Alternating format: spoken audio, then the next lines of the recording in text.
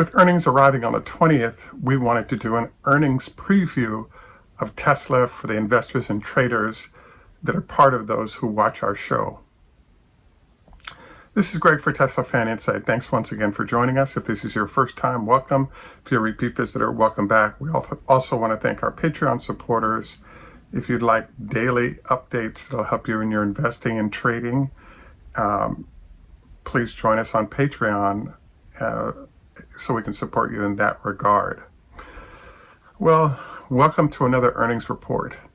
Now, as you've noticed from Tesla has what I call a discount earnings report on a regular basis. Usually companies report both production numbers as well as earnings at the same time. Tesla does not. So therefore, we can get a good sense of a pretty close number of where revenue or profits are going to be, because you can put numbers to the production numbers to anticipate what Tesla is doing. Now, in the future, it'll break out heavily towards how Megapacks and other electric solutions are impacting the company. But for now, we're sticking with autos being the primary revenue generator. As you know, the numbers were slightly ahead of what was expected. And so I think, as usual, we're going to have some great numbers here. The problem that everyone always has with Tesla and every other company is, as you know, there are two components that are reviewed by investors. One, what were the numbers implying how the quarter went? And if there were any hiccups in that quarter that represent bad news currently that runs into the future. The second question that everyone is eagerly going to be awaiting is, are the new factories open? How many vehicles are sitting out that were produced at those facilities but not sold during the quarter? And then three, and most importantly, what does the production outlook look like? Now, Elon, as usual, is not going to tell us what the production outlook is or what the backlog is, but it's been pretty widely reported that, they're a year out on most vehicles in terms of access to them. And with the increasing gas prices, demand has even gotten heavier. So we got no demand problems. We therefore need production. We have two new factories whose numbers are not being baked in yet. So I believe that this earnings report is going to be kind of explosive for Tesla in a positive direction. And the reason is that it's entirely possible within 2 years, definitely by next year, both the new facilities should be at 500,000 units a year run rates. And then you add that to the production of the initial two factories.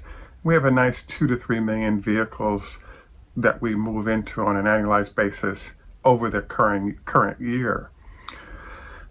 Where there'd be bad news is if something came out for some reason that they were only able to get to, 50, 100,000 units a year from these facilities.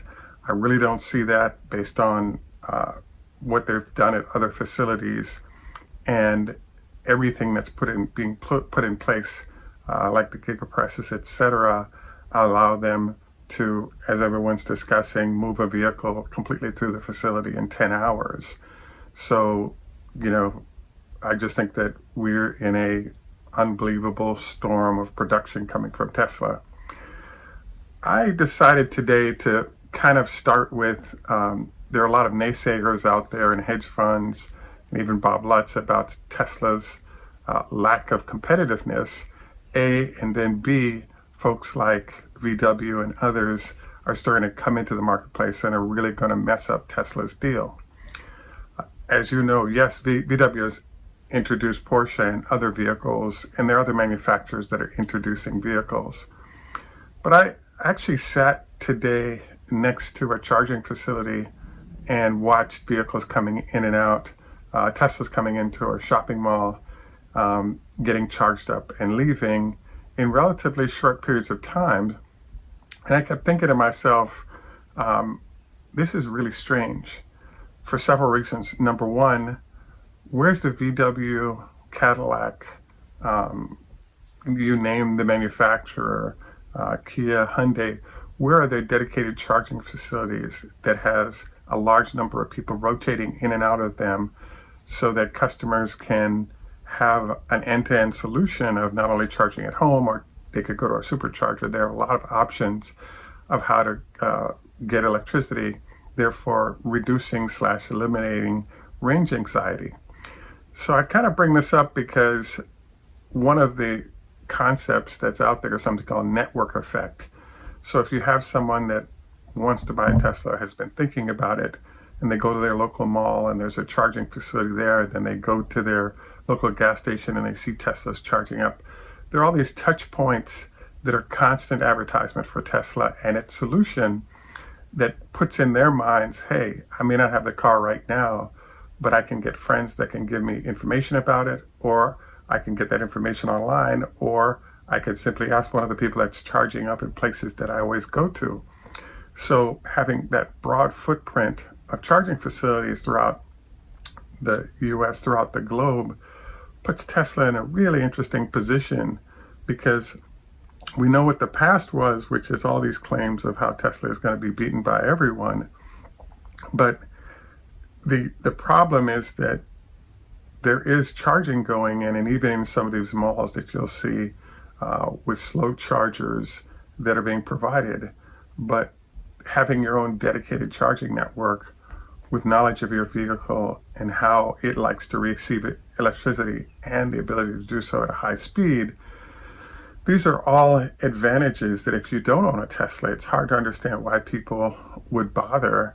But when you do, and you have seamless introduction of charging nationwide that's fairly rapid, you're now in a situation where it's hard for those who are not within the architecture to have any idea why it is that customers are given other choices than Tesla and choosing to remain in-house of Tesla.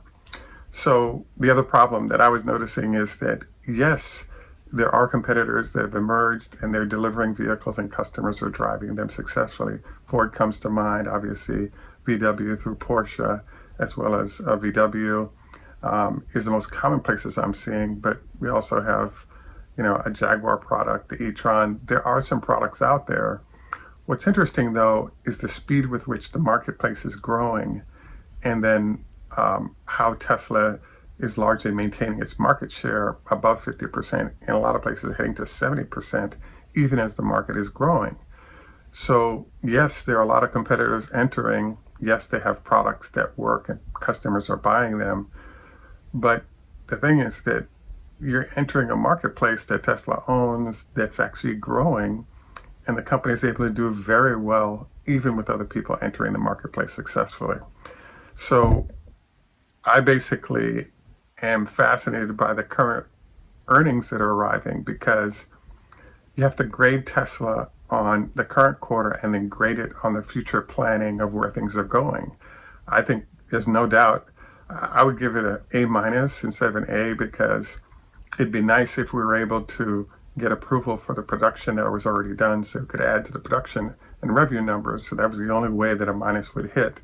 And in terms of future production, I believe that we're in an A+ zone, because we already have some production done. And now that both facilities are approved for production and delivery of the vehicles that are being produced, Tesla is now in a position where, bear case, they're producing around 1,000 vehicles a day at both facilities, adding 2,000 vehicles a day to production for the whole rest of the year. And that's a decent number. Let's say we have 300 or 250 days to go for the year. So it gives you maybe 500,000 vehicles coming out of these facilities on the low side. It's my understanding that Tesla is aggressive about pushing production. So I would not be surprised, therefore, if between the two facilities we end up with at least another 700,000 to 800,000 vehicles this year on the bull side of that, which easily puts us over 2 million. And once we fully ramp with the number of employees necessary, I do expect both facilities to be at least at 1 million vehicles a year, run rate monthly next year, pushing us towards, a 4 or 5 million vehicle 2024. So it's my belief then that there's like a bifurcation of different constituencies when it comes to Tesla stock price. One is, what do the hedge funds short term think about what's going on within the company? And two is, what do the long holders think? And I really think that Tesla's entering a ripe old age zone where large money managers that want reliable growth long term in a market that's growing rapidly, Tesla is an excellent choice here. And it's awesome to see Tesla's capabilities now. If China has a shutdown issue, they can start shipping from Fremont or from Austin or from Germany.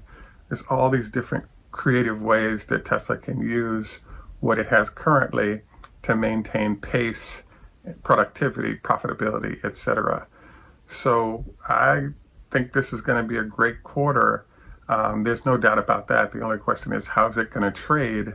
I believe that the high oil prices are really affecting everyone, but I really think that we end up with a nice push for Tesla, particularly as we have a few days, a few weeks for the large institutions to review those statistics and being able to dive into it heavily. So we look forward to your comments on this. We also wanted to encourage you to review our health tip of the day. Don't forget 25 leg lifts per leg with or without a weight. That process will strengthen your quad muscles, making it your legs stronger and therefore reduce the chance of knee issues. We have a list of other health tips to consider below. This is Greg for Teslafaninsight. Tschüss, German, au revoir, French, Lehithro, Hebrew, Choda Hafez, Farsi, Trajicha, Russian, Nihama, Chinese, Konbanwa, Japanese, Heidu, Swedish, Arrivederci, Italian, Asante, Swahili. And in Jamaica, we say, Enough respect, walk, good month. Thanks for joining us. Have a great day, and bye for now.